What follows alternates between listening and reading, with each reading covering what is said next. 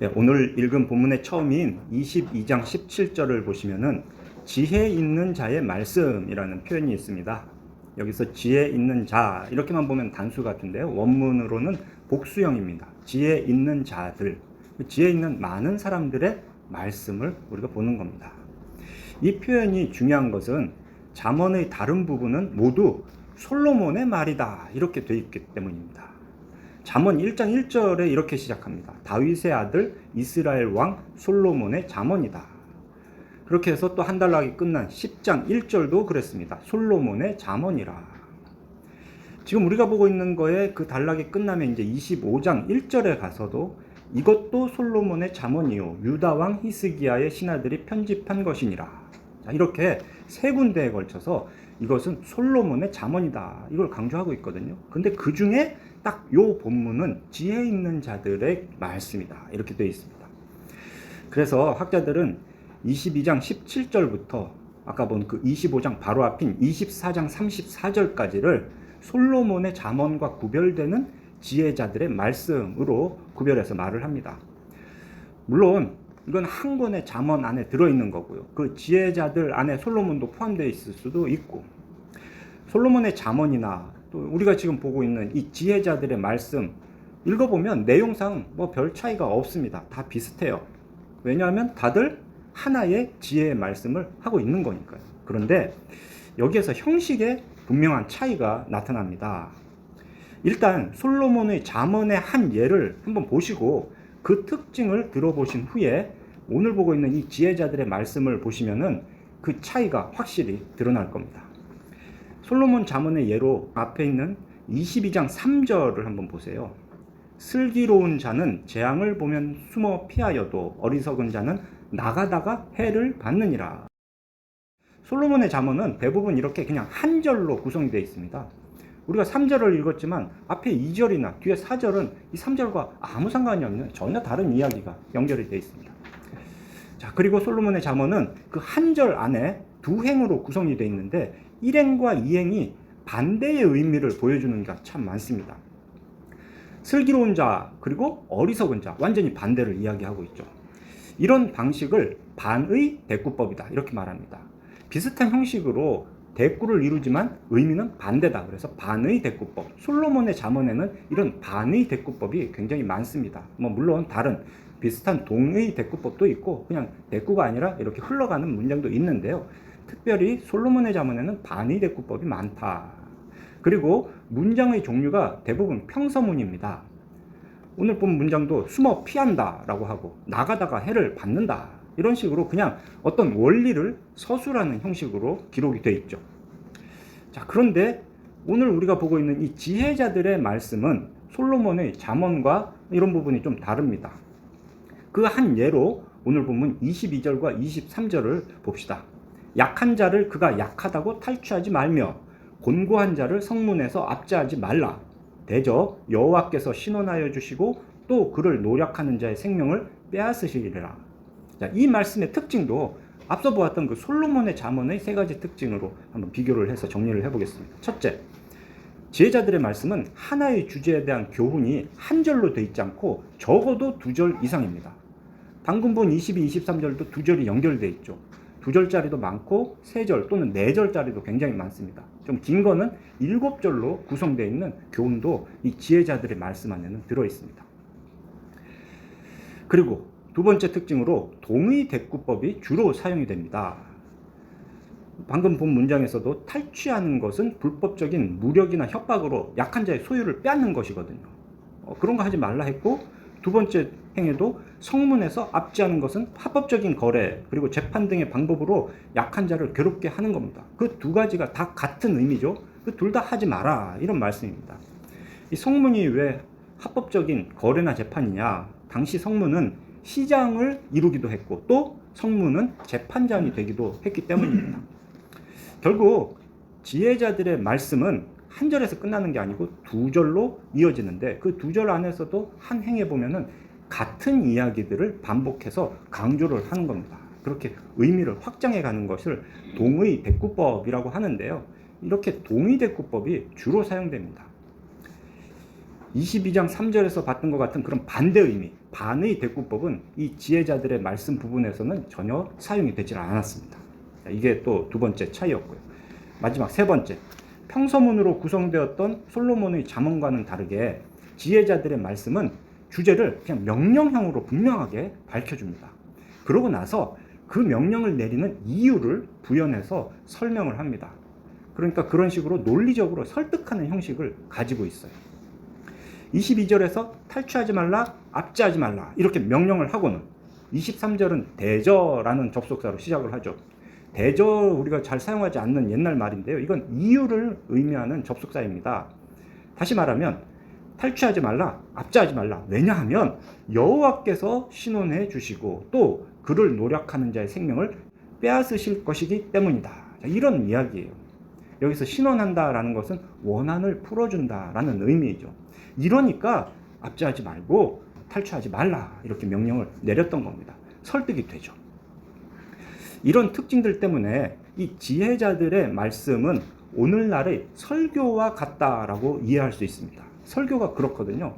평소문으로 하나님의 말씀이 되어 있든 명령문으로 되어 있든 설교는 대부분 거기에서 하나님의 명령을 명확하게 성도들에게 제시를 합니다.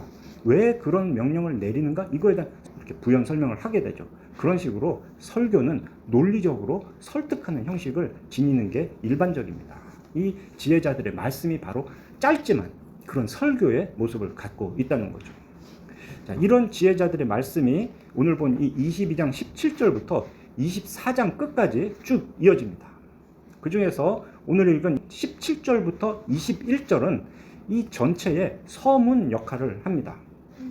이 서문의 내용을 오늘 자세히 살펴봄으로써 우리가 설교를 통해 주어지는 하나님의 말씀을 어떻게 들어야 하는가 이런 것들을 좀 생각해 보시기 바랍니다. 자, 먼저 17절과 18절입니다. 이것은 지혜자들의 말씀을 우리가 어떻게 대해야 하는가 이걸 알려주는데요. 잠언은 그냥 지식을 얻는 것만이 아니고요. 그 지식을 가지고 지혜롭게 세상 사는 것을 중요하게 여깁니다. 그렇기 때문에 말씀을 사람의 몸에 빗대어서 적용을 하는 경우가 참 많았어요. 우리가 지난주에 보았던 가난한 자를 불쌍히 여기라 라는 말씀도 여러 구절들을 보니까 이것을 가지고 눈과 귀에 또 마음에 그리고 손에 적용을 했구나 이런 것들을 우리가 볼 수 있었죠. 오늘 보는 이 지혜자들의 말씀도 그런 식으로 우리의 몸의 기관으로 적용이 됩니다. 첫 번째가 귀예요. 귀. 지혜자들의 말씀에 귀를 기울여라 이렇게 이야기를 합니다. 세상에는 지혜자들의 말씀을 듣지 않는 사람도 있기 때문에 이런 말씀을 하시는 거죠. 어떤 사람이 그럴까요? 교만한 사람이 듣지를 않습니다. 어리석은 사람도 듣지를 않습니다. 내가 제일 잘났다. 내가 다 안다. 그렇게 교만한 사람은 아예 남의 이야기를 듣지를 않죠. 시편 58편 4절을 보면은 악한 통치자에 대해서 시인이 이렇게 말합니다. 귀를 막은 귀머거리 독사 같다라고요. 그리고 또 어리석은 사람도 있습니다. 어리석은 사람은 누군가가 하는 말을 듣기도 전에 그 말하는 사람의 스펙으로 먼저 판단을 다 해버립니다. 말하는 사람의 학벌이 좋거나 사회적 지위가 높거나 돈이 많다? 그런 사람이 말하면 무슨 말을 해도 다 듣습니다. 그런데 그럴싸한 스펙이 없는 사람의 말은 들으려고 하지 않습니다. 그렇지만 진정한 지혜를 얻고자 하면 겸손하게 지혜자의 말씀 그 자체에 우리는 귀를 기울여야 합니다. 물론 말씀을 전하는 자가 잘 전해야 되는 거 이게 우선이죠. 오직 진리만을 전해야 되고 그 진리를 또 효과적으로 잘 전달해야 합니다. 그것이 제일 우선되는 거예요. 그래서 신대원에서 좋은 목사를 양성하는 것이 중요합니다. 또한 교회도 좋은 목사를 길러내는 일에 아주 큰 역할이 있다는 걸 우리는 알아야 됩니다. 교회가 오직 말씀을 연구하고 전하는데 힘을 집중할 수 있도록 목사를 지원을 해야 되는 거죠. 그렇게 할 때 이 말씀은 또 오늘날 교회에서 선포되는 설교는 바른 말씀 또 지혜로운 자의 말씀이라고 할 수 있을 것입니다. 그리고 그렇게 선포되는 하나님의 말씀에 대해서 우리는 귀를 기울여 들어야 합니다. 자, 첫 번째가 그렇게 귀로 이야기를 했고 두 번째는 마음입니다. 들은 말씀을 마음에 두고 깊이 묵상을 해야 됩니다. 어떤 사람은 그 지혜로운 말을 듣기는 했는데 그냥 듣고 마음에 간직하지를 않는 경우가 있습니다. 그래, 예, 좋은 말이네 하고는 그냥 잊어버리는 거죠. 여러분, 신약성경의 복음서에 예수께서 말씀하신 4가지 밭의 비유 기억하십니까? 마태복음 13장을 보면은 그 4가지 밭의 비유와 함께 예수님의 설명도 자세히 기록이 되어 있습니다. 자, 거기서 이런 사람, 말을 듣고도 기억하지 않는 사람, 마음에 간직하지 않는 사람을 뭐라고 하는가? 들은 말씀을 마음에 두지 않는 사람은 길가의 밭과 같다라고 하십니다. 길가에 떨어진 씨앗은 그냥 새들이 와서 먹어버린다 했죠. 예수님은 그것을 이렇게 설명하셨습니다. 천국 말씀을 듣고 깨닫지 못한 때는 악한 자가 와서 그 마음에 뿌려진 것을 빼앗나니 이것이 곧 길가에 뿌려진 자다라고요. 이런 사람들은 설교를 들어도 그냥 다 잊어버립니다. 머리가 나빠서가 아니에요. 들을 때 말씀을 마음에 두지 않았기 때문입니다. 우리는 들은 말씀을 깊이 묵상해서 그 의미를 되새겨야 됩니다. 그래야 깨달아지고 그렇게 뭔가가 깨달아진 것이 우리 마음에 남는 거예요. 그렇게 남은 것이 기억이 되고 필요할 때 그 말씀은 역사를 하게 되는 겁니다. 자, 이렇게 귀, 마음을 보았고 이제 3번째는 속입니다. 속. 우리 본문에서는 속이라고 했는데요. 이 원래의 의미는 배를 말합니다. 배 또는 배 안에 있는 내장, 창자 이런 것들을 말하는 단어입니다. 들은 말씀을 뱃속, 내장 깊숙하게 보존해야 한다. 구약 성경에서 배 또는 내장 이런 것은 사람의 가장 깊은 곳을 상징합니다. 어떤 사람들은 들은 말씀을 잠깐은 기억해요. 잠깐은 마음에 간직을 합니다. 그런데 오래도록 보존하지는 않습니다. 그런 사람은 흙이 얕은 돌밭과 같다. 예수님이 그렇게 얘기하셨어요. 예수님의 설명은 이랬습니다. 돌밭에 뿌려졌다는 것은 말씀을 듣고 즉시 기쁨으로 받되 그 속에 뿌리가 없어 잠시 견디다가 말씀으로 말미암아 환난이나 박해가 일어날 때에는 곧 넘어지는 자다. 뿌리가 안 내려서 곧 넘어집니다. 우리는 말씀을 들으면 그 말씀을 깊이 묵상한 다음에 이 뱃속으로 창자로 보내야 됩니다. 그래야 이 말씀이 소화가 돼요. 그렇게 소화된 말씀은 우리 몸 곳곳으로 완전히 퍼집니다. 그래야 우리가 말씀의 사람이 되는 거죠. 말씀이 우리에게 체화되는 과정. 이 과정이 반드시 있어야만 우리가 어려움을 당할 때 우리 몸 안에 체화된 그 말씀이 능력을 발휘합니다. 그러기 위해서 뭘 해야 되느냐? 이렇게 말씀을 넣으면 이 안에서 소화되는 건 이제 비유였고요. 항상 그 말씀대로 사는 훈련을 해야 되는 겁니다. 작은 말씀 하나라도 내가 들었다, 말씀이 동의가 되고 깨달아졌다, 그러면 그대로 살아야 되는 거예요. 그렇게 실천하는 훈련을 계속할 때 말씀은 우리 창자 안에서 소화가 돼서 몸 곳곳으로 퍼져나가 힘을 발휘하게 되는 겁니다. 자, 마지막은 입술입니다. 우리는 들은 말씀을 입술에 있게 해야 합니다. 하나님의 말씀을 우리가 입으로 시인하는 것, 이것은 신앙의 본질입니다. 로마서 10장 9절 10절에 이런 말씀이 있죠. 네가 만일 내 입으로 예수를 주로 시인하며 또 하나님께서 그를 죽은 자 가운데서 살리신 것을 내 마음에 믿으면 구원을 얻으리라. 사람이 마음으로 믿어 의에 이르고 입으로 시인하여 구원에 이르느니라. 내가 아는 하나님에 대한 지식, 내가 믿는 예수 그리스도를 입으로 시인할 때 우리는 구원을 얻습니다. 또한 입술에 있어야 된다는 얘기는 이 진리의 말씀을 또 다른 사람에게도 말해야 된다는 거예요. 전파한다라고 하죠. 이런 것들이 아름답답니다. 이게 가장 중요하다는 겁니다. 지혜자들의 말씀을 귀로 듣고 그것들을 마음에도 깊이 묵상하고 또 그 깨달은 말씀을 소화해서 삶에 적용하고 더 나아가서는 내가 받은 그 말씀을 다른 사람에게 전하는 것. 이와 같은 과정을 통해서 우리는 그 지혜자의 말씀을 제대로 배우는 거예요. 이게 진짜 말씀을 배우는 겁니다. 자, 이제 그 다음 19절부터 21절에서는 그 지혜자들의 말씀을 가르치는 목적을 말하고 있어요. 첫째, 이걸 통해서 하나님을 의뢰하게 하기 위함이다. 모든 인간은 본성적으로 뭔가를 의지합니다. 돈을 의지하고 권력 있는 사람을 의지합니다. 많은 군사를 의지하고 또는 아주 강력한 무기를 의지하기 마련입니다. 그런 것도 없다면 해와 달과 별도 의지합니다. 그렇게 늘 뭔가를 의지하는 게 연약한 사람입니다. 그런데 지혜를 가진 자는, 지혜자는 오직 하나님을 의지합니다. 지혜자는 그것을 말씀을 통해 가르치는 거예요. 자기와 같이 너도 오직 하나님을 의지하는 지혜로운 자가 되라. 자, 19절을 보면은 오늘 특별히 이런 말이 있죠. 이걸 눈여겨보시기 바랍니다. 언제 하나님을 의지하느냐? 다음에 언젠가 내가 필요할 때, 이게 아닙니다. 바로 오늘 특별히 하나님을 의지해야 합니다. 그렇게 오늘이 계속 이어지면 어떻게 됩니까? 늘 항상 되는 거예요. 항상 늘 하나님을 의지해야 되는 겁니다.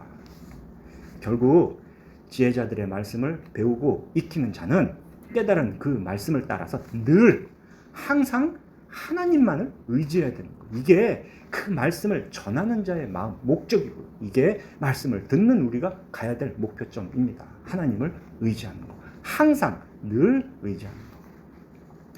자, 두 번째는 진리의 확실한 말씀을 깨닫게 하기 위함이다 라고 하죠.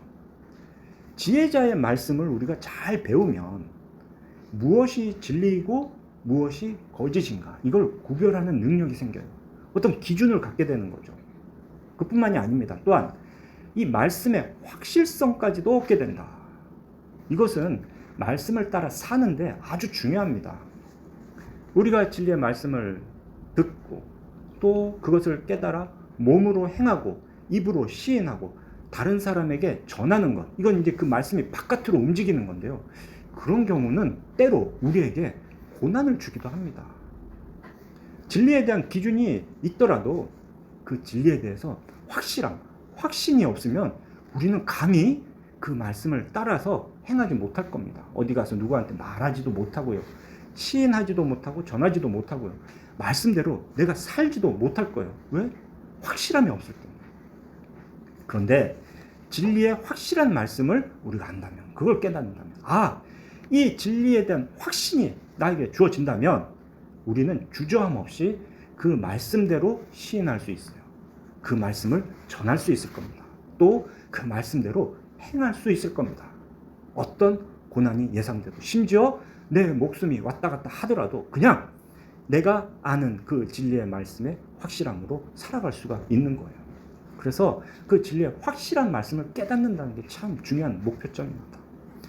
셋째, 본문에서는 너를 보냈던 자에게 진리의 말씀으로 회답하게 하기 위함이다, 이렇게 말씀을 합니다. 뭔데 회답을? 나를 보낸 자에게 왜 회답을 해야 되지? 이런 거는 이런 진리의 말씀을 가르친다라는 걸 상황에 대한 좀 이해가 필요하겠어요.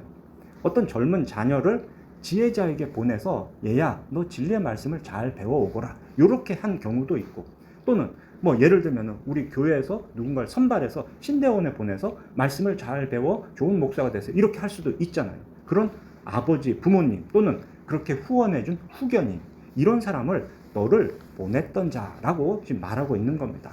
자, 그런 분들에게 이 진리의 말씀을 배운 사람은 가서 회답할 수 있어야 돼요. 내가 무엇을 배웠습니다. 이걸 그들에게 잘 설명할 수 있어야 되는 겁니다. 이 설명은 어떻게 되겠어요? 말로만 하는 건 아닐 겁니다. 제가 이런 거 저런 걸 배워서 이제 알아요, 이것으로 그치는 게 아니죠. 지혜자에게 배운 대로 지혜롭고 온전한 삶을 사는 거죠. 순결하고 거룩한 삶을 삶으로써 나를 보낸 자에게 내가 배운 진리를 해답으로 알려주는 겁니다. 그렇게 듣고 깨달은 지혜는 그 지혜를 배운 자라면 삶으로 드러나게 돼 있습니다. 자, 이것은 특별히 무슨 신학 공부한 사람에게만 해당되는 게 아닙니다. 바로 오늘 이곳에서 하나님의 말씀을 듣는 우리 모두가 명심해야 되는 사항입니다. 하나님께서 이렇게 우리를 교회로 불러주시고 이 교회에서 예배 중에 설교를 통해서 바로 그 하나님의 말씀, 진리의 말씀을 들려주시는 목적이 바로 이겁니다. 첫째, 하나님만을 의지하게 하기 위함이다. 바울은 로마서 10장 17절에서 이렇게 말했습니다. 믿음은 들음에서 나며 들음은 그리스도의 말씀으로 말미암는다. 우리가 자주 말하는 믿음의 정의를 한번 다시 기억해 봅시다. 믿음이 무엇인가? 이건 추상적인 이야기가 아니에요. 아주 구체적인 고백입니다. 첫째, 하나님에 대한 지식을 갖는 거다. 둘째, 그 지식에 전적으로 동의하는 거다. 셋째, 그 하나님을 전적으로 의지하는 것이다. 이것이 믿음의 정의거든요. 하나님을 전적으로 의지하는 것이 믿음의 마지막 단계란 말이에요. 이것은 어디서 시작하느냐? 진리이신 그리스도의 말씀을 듣는 것에서 시작합니다. 그렇게 우리는 이 설교를 통해 진리이신 그리스도의 말씀을 들음으로 결국엔 하나님을 의지하는 삶을 살게 되는 겁니다. 자, 그렇다면 우리가 깨달아야 할 그 진리의 확실한 말씀은 무엇입니까? 한마디로 예수 그리스도다. 진리는 예수 그리스도다. 이렇게 얘기했는데요. 그 내용들을 조금 더 보자면 우리를 위해 십자가에 못 박히시고 부활하시고 승천하신 예수 그리스도. 그 지식을 우리는 가져야 됩니다. 그리고 이것이 언제나 우리의 입으로 나와야 되는 거죠. 우리가 고백하고 우리가 찬양하고 우리가 전파해야 할 이름 역시 바로 그 예수 그리스도입니다. 사도 바울은 골로새서 3장 16, 17절에서 또 이렇게 말했습니다. 그리스도의 말씀이 너희 속에 풍성히 거하여 모든 지혜로 피차 가르치며 권면하고. 목사가 성도에게 일방적으로 하는 게 아니고요. 피차 모든 지혜로 가르치고 권면하며 또 시와 찬송과 신령한 노래를 부르며 감사하는 마음으로 하나님을 찬양하고 또 무엇을 하든지 말에나 일에나 다 주 예수의 이름으로 하고 그를 힘입어 아버지 하나님께 감사하라. 이렇게 해요. 말에도 일, 우리가 하는 행동으로 우리의 전 인격 전체 삶으로 이것을 드러내야 됩니다. 하나님의 일을 찬양하고 하나님께 감사하고 그 기쁜 소식을 전하고. 그래서 우리 교회가 오후에 하는 그 말씀의 나눔이 중요합니다. 바로 이런 일들이 말씀 나눔을 통해서 이루어지는 거거든요. 나눔을 하기 위해서라도 아마 여러분들은 이 시간에 선포되는 하나님의 말씀에 더 귀를 기울이실 겁니다. 또 일어서면 잊어버려요. 집에 가서 또 딴 거 하다 보면 잊어버립니다. 그래도 다음 주가 되면 또 말씀 나눠야지 이 생각에 다시 분명히 그 말씀을 찾아보실 겁니다. 그렇게 말씀을 마음에 담아서 깊이 묵상하시잖아요. 그 말씀을 뱃속에 넣어 소화된 말씀, 그것이 말과 행동으로 일어나는 것, 이걸 여러분들은 다 찾고 다니실 겁니다. 누구한테 무슨 말을 하지? 기회가 되면 그래, 말씀이 나한테 이렇게 하라고 했는데 지금 해보자. 그렇게 말과 행동으로 드러나는 것을 여러분들은 한 주 동안 또 경험을 하시죠. 그렇게 깨달은 의미, 내가 실제로 행했던 경험, 이런 것들을 사람들 앞에서 입으로 말할 때 말하는 자신에게는 더 큰 확신이 생깁니다. 그래, 말씀이 이거였구나. 그래, 말씀이 나를 인도하는 삶을 내가 살았구나. 확신을 가져요. 그 확신으로 또 그 말씀대로 살며 말을 더 할 수가 있을 겁니다. 또 듣는 사람들은 어떻습니까? 그런 다른 사람들의 묵상을 들어서 내가 몰랐던, 생각하지 못했던 이 말씀의 의미를 또 새롭게 깨달을 수도 있어요. 잊어버렸던 걸 다시 기억할 수도 있습니다. 또 다른 사람들의 행위, 실천을 보면서 나도 저렇게 해봐야 되겠다. 그래, 나도 할 수 있겠다. 이런 도전을 또 받게 되는 거죠. 그러다 보면 우리 모두가 다 어떻게 됩니까? 점점 더 하나님만을 의지하게 됩니다. 계속해서 하나님만을 의지하게 됩니다. 그렇게 같은 말씀을 듣고 그 말씀을 묵상한 것, 살아낸 것을 나눌 때에 이 공동체의 믿음이 함께 성장하는 거예요. 그것이 이미 성경에서 말하고 바울이 말했던 그런 골로새서의 원리에 다 들어있는 겁니다. 사랑하는 우리 필그림교회 성도 여러분, 예수 그리스도께서 우리에게 이 구원의 은혜를 베푸신 목적이 무엇입니까? 왜 하나님은 우리를 교회로 부르셔서 이 진리의 말씀을 듣게 하십니까? 성령께서 우리로 말씀을 깨닫게 하시고 또 우리로 연약한 우리가 그 말씀을 지켜 행하게 도와주시고 힘주시는 이유가 무엇입니까? 말씀대로 우리로 하나님의 은혜를 찬양하며 또 하나님의 자녀답게 말하고 살기를 원하시기 때문입니다. 그리고 더 나아가 우리를 통해 많은 사람이 구원을 얻게 하시기 위함입니다. 이걸 잊으시면 안 되는 거예요. 혹시 우리는 그냥 나 하나 또는 우리 가족, 우리 자신의 구원에만 만족하며 안주하고 있지는 않습니까? 세상에 대한 우리의 사명, 많은 사람이 우리를 통해 구원을 얻는 것, 아브라함에게부터 주셨던 그 사명, 복의 근원이 되는 것. 그 사명은 미뤄두고 그냥 내가 받을 복만 구하고 있지는 않습니까? 그런 행동은 마치 촛불을 켜서 등경 위에 두지 않고 그냥 어두컴컴한 말통 아래 두는 것과 다를 바가 없습니다. 작은 것 하나라도 그 깨달은 만큼 삶으로 지켜 행할 때 그 진리의 말씀은 이제 우리 안에서 역사하기 시작합니다. 손을 펼쳐서 이웃에게 사랑을 행합시다. 입을 열어서 삼위일체 하나님의 은혜를 찬양합시다. 그리고 또 입을 열어 가까운 사람에게 이 복된 진리의 말씀을 전합시다. 말씀대로 말하고 또 말씀대로 행함으로 진리이신 우리 주 예수 그리스도의 은혜를 더욱 풍성히 누리시기를 삼위일체 하나님의 이름으로 축원합니다. 아멘. 기도하겠습니다. 거룩하신 하나님 아버지, 오늘 이 잠언의 말씀을 통하여서 또 하나님의 뜻을 깨닫게 하시니 감사합니다. 죄에서 구원하여 주시고 자녀 삼아 주신 그 크신 은혜를 깨닫고 그 말씀대로 말하고 행하는 자 되기를 소망합니다. 우리의 타락한 본성으로는 도저히 못할 것 같은 그런 말과 행동 하나님께 맡겨드립니다. 선포되는 말씀에 귀를 기울일 때 진리이신 예수 그리스도를 깨닫게 하여 주시옵소서. 그 말씀이 우리 안에 뿌리내려 우리가 말씀대로 말하고 말씀대로 행하는 자 되게 변화시켜 주시옵소서. 삼위일체 하나님을 의지하여 겸손하게 교회와 세상을 섬기는 성도 될 수 있도록 인도하여 주시옵소서. 감사드리며 예수 그리스도의 이름으로 기도합니다. 아멘.